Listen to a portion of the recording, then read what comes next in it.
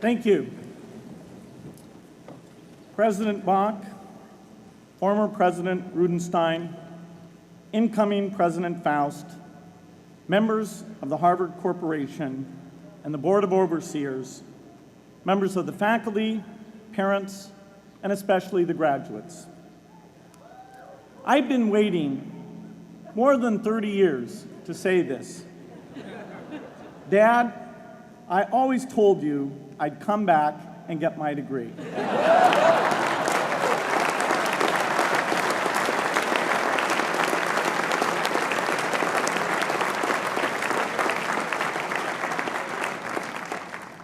I want to thank Harvard for this honor.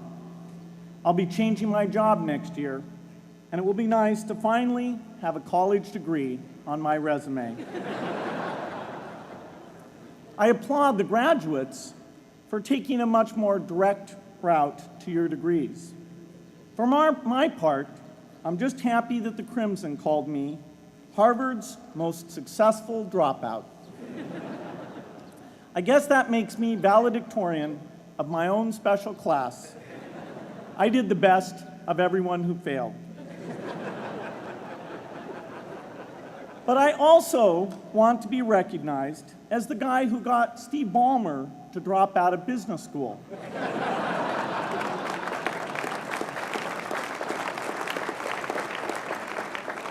I'm a bad influence. That's why I was invited to speak at your graduation. If I'd spoken at your orientation, fewer of you might be here today.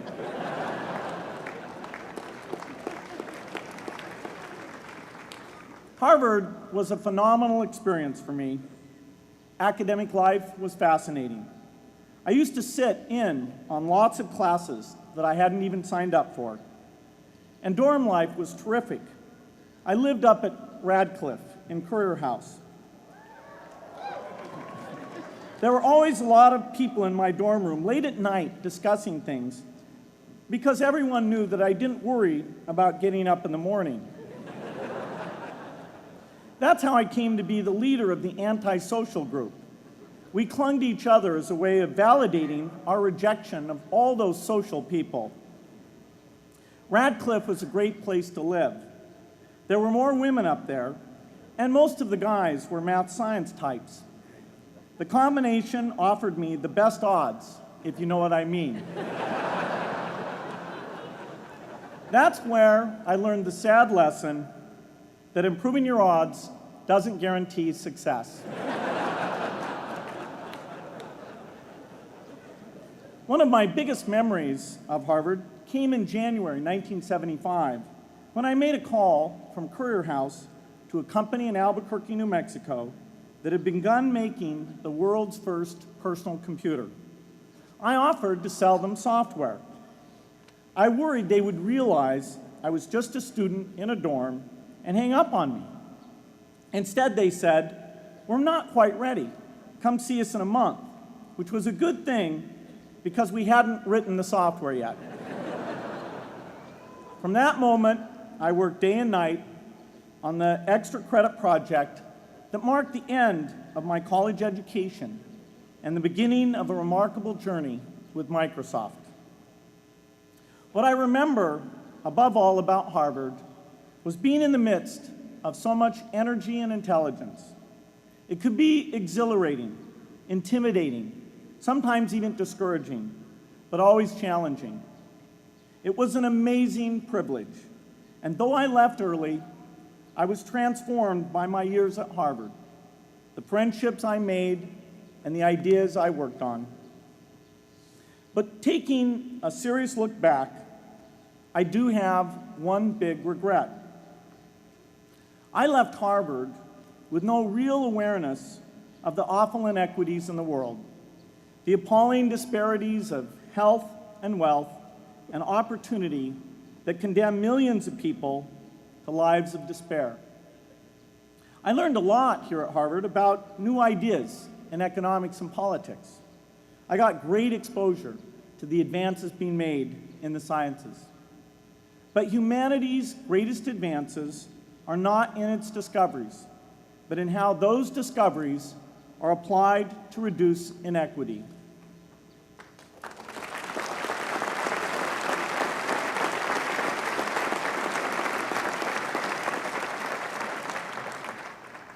Whether through democracy, strong public education, quality health care, or broad economic opportunity, reducing inequity is the highest human achievement. I left campus knowing little about the millions of young people cheated out of educational opportunities here in this country. And I knew nothing about the millions of people living in unspeakable poverty and disease in developing countries. It took me decades to find out. You graduates came to Harvard at a different time. You know more about the world's inequities than the classes that came before. In your years here, I hope you've had a chance to think about how, in this age of accelerating technology, we can finally take on these inequities and we can solve them. Imagine, just for the sake of discussion, that you had a few hours a week and a few dollars a month to donate to a cause. And you wanted to spend that time and money where it would have the greatest impact in saving and improving lives. Where would you spend it? For Melinda and I, the challenge is the same. How can we do the most good for the greatest number with the resources we have? During our discussions on this question, Melinda and I read an article about the millions of children who are dying every year in poor countries from diseases that we had long ago made harmless in this country: measles, malaria, pneumonia, hepatitis B, yellow fever. One disease that I had never heard of, rotavirus, was killing 500,000 children each year, none of them in the United States. We were shocked. We had assumed that if millions of children were dying and they could be saved, the world would make it a priority to discover and deliver the medicines to save them. But it did not. For under $1, there were interventions that could save lives that just weren't being delivered. If you believe that every life has equal value, it's revolting to learn that some lives are seen as worth saving and others are not. We said to ourselves, this can't be true, but if it is true, it deserves to be the priority of our giving. So we began our work in the same way anyone here would begin it. We asked, how could the world let these children die? The answer is simple and harsh. The market did not reward saving the lives of these children, and governments did not subsidize it. So the children died because their mothers and fathers had no power in the market and no voice in the system. But you and I have both. We can make market forces work better for the poor if we can develop a more creative capitalism. If we can stretch the reach of market forces so that more people can make a profit or at least earn a living serving people who are suffering from the great inequities. We can also press governments around the world to spend taxpayer money in ways that better reflect the values of the people who pay the taxes. If we can find approaches that meet the needs of the poor in ways that generate profits for business and votes for politicians, we will have found a sustainable way to reduce inequity in the world. Now, this task is open-ended. It can never be finished. But a conscious effort to answer this challenge can change the world. I'm optimistic that we can do this. But I talk to skeptics who claim there is no hope. They say, inequity has been with us since the beginning and will be with us until the end, because people just don't care. I completely disagree. I believe we have more caring than we know what to do with. All of us here in this yard, at one time or another, have seen human tragedies that broke our heart, and yet we did nothing, not because we didn't care, but because we didn't know what to do. If we had known how to help, we would have acted. The barrier to change is not too little caring. It is too much complexity. To turn caring into action, we need to see a problem, see a solution, and see the impact. But complexity blocks all three steps. Even with the advent of the internet and 24-hour news, it is still a complex enterprise to get people to truly see the problems. When an airplane crashes, officials immediately call a press conference. They promise to investigate, determine the cause, and prevent similar crashes in the future. But if the officials were brutally honest, they would say, of all the people in the world who died today from preventable causes, 0.5% were on this plane. We're determined to do everything possible to solve the problem that took the lives of the 0.5%. The problem is not just the plane crash, but the millions of preventable deaths. We don't read much about these deaths. The media covers what's new, and millions of people dying is nothing new. So it stays in the background where it's easy to ignore. But even when we do see it or read about it, it's difficult to keep our eyes on the problem. It's difficult to look at suffering if the situation is so complex that we don't know how to help. And so we look away. If we can really see a problem, which is the first step, we come to the second step, cutting through the complexity to find a solution. Finding solutions is essential if we want to make the most of our caring. If we have clear and proven answers anytime an organization or individual asks, "How can I help?" then we can get action, and we can make sure that none of the caring in the world is wasted. But complexity makes it hard to mark a path of action for everyone who cares, and makes it hard for their caring to matter. Cutting through complexity to find solutions runs through 4 predictable stages: determine a goal, find the highest impact approach, deliver the technology ideal for that approach, and in the meantime, use the best application of technology you already have, whether it's something sophisticated like a new drug or something simple like a bed net. The AIDS epidemic offers an example. The broad goal, of course, is to end the disease. The highest leverage approach is prevention. The ideal technology would be a vaccine that gives lifelong immunity with a single dose. So governments, drug companies, and foundations are funding vaccine research. But their work is likely to take more than a decade. So in the meantime, we have to work with what we have in hand, and the best prevention approach we have now is getting people to avoid risky behavior. Pursuing that goal starts the 4-step cycle again. This is the pattern. The crucial thing is to never stop thinking and working, and never do what we did with malaria and tuberculosis in the 20th century, which is to surrender to complexity and quit.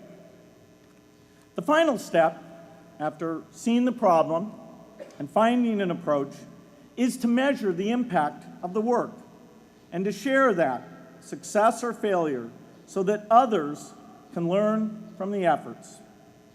You have to have the statistics, of course. You have to be able to show, for example, that a program is vaccinating millions more children. You have to be able to show, for example, a decline in the number of children dying from the diseases. This is essential not just to improve the program, but also to help draw more investment from business and government. But if you want to inspire people to participate, you have to show more than numbers. You have to convey the human impact of the work so people can feel what saving a life means to the families affected. I remember going to the World Economic Forum some years back and sitting on a global health panel that was discussing ways to save millions of lives. Millions. Think of the thrill if you could save just one person's life, then multiply that by millions. Yet, this was the most boring panel I've ever been on. Ever. So boring, even I couldn't stand it. What made that experience especially striking was that I had just come from an event where we were introducing version 13 of some piece of software, and we had people jumping and shouting with excitement. I love getting people excited about software, but why can't we generate even more excitement for saving lives? You can't get people excited unless you can help them see and feel the impact.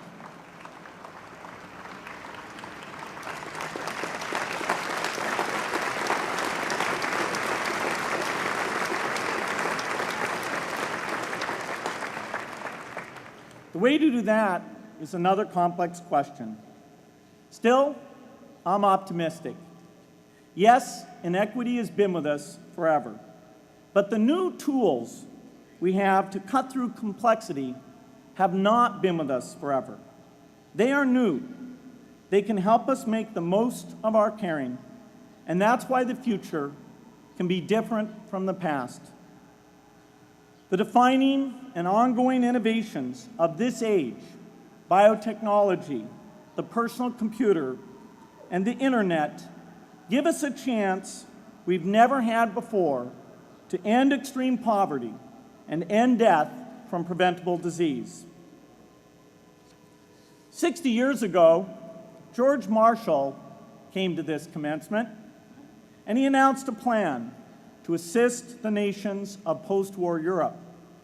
He said, I quote, "I think one difficulty is that the problem is one of such enormous complexity that the very mass of facts presented to the public by press and radio make it exceedingly difficult for the man in the street to reach a clear appraisement of the situation.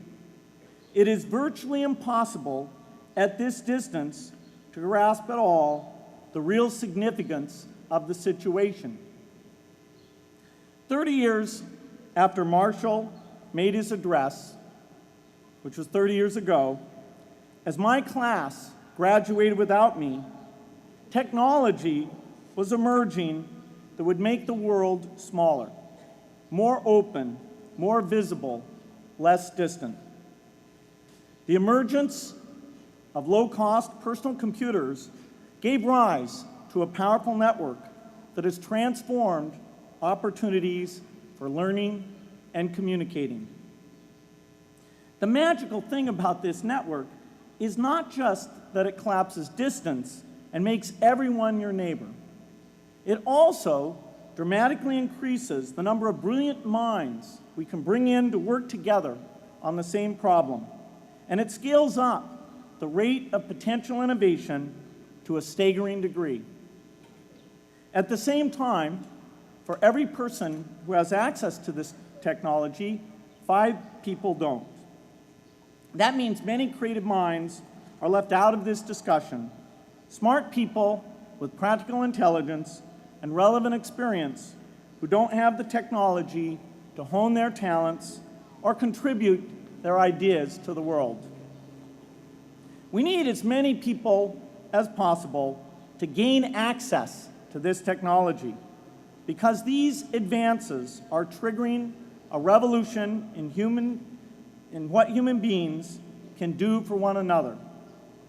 They are making it possible, not just for national governments, but for universities, corporations, small organizations, and even individuals to see problems, see approaches, and measure the impact of their efforts to address the hunger, poverty, and desperation George Marshall spoke of 60 years ago. Members of the Harvard family, here in the yard is one of the great collections of intellectual talent in the world. For what purpose? There is no question that the faculty, the alumni, the students, and the benefactors of Harvard have used their power to improve the lives of people here and around the world. But can we do more? Can Harvard dedicate its intellect to improving the lives of people who will never even hear its name? Let me make a request of the deans and the professors, the intellectual leaders here at Harvard. As you hire new faculty, award tenure, review curriculum, and determine degree requirements, please ask yourself, should our best minds be more dedicated to solving our biggest problems? Should Harvard encourage its faculty to take on the world's worst inequities?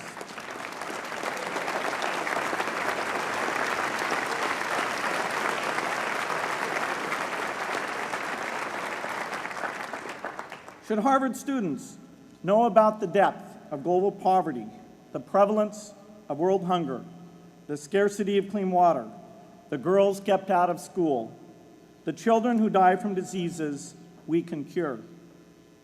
Should the world's most privileged learn about the lives of the world's least privileged?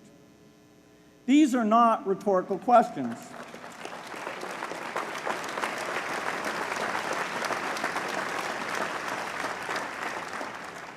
You will answer with your policies.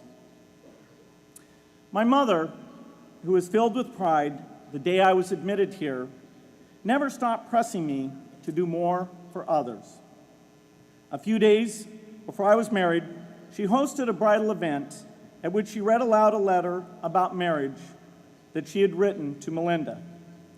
My mother was very ill, with cancer at the time, but she saw one more opportunity to deliver her message, and at the close of the letter she said, "From those to whom much is given, much is expected."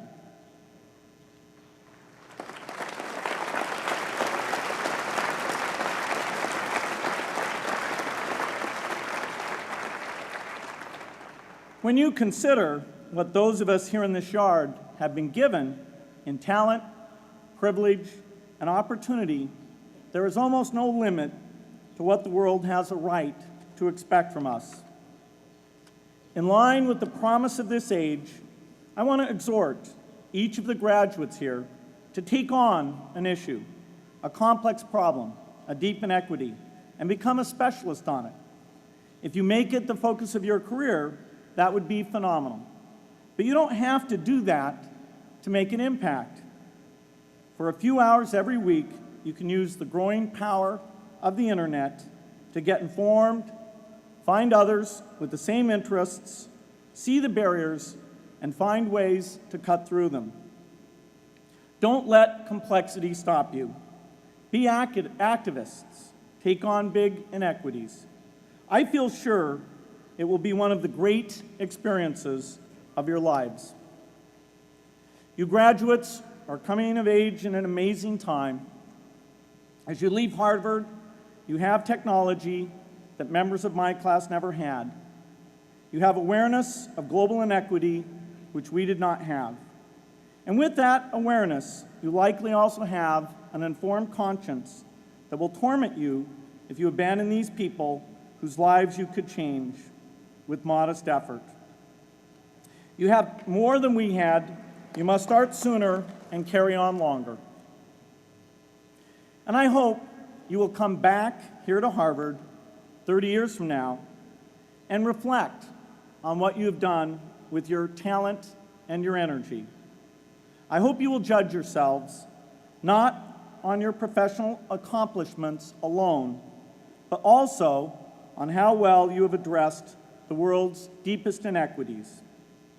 on how well you treated people a world away who have nothing in common with you but their humanity. Good luck.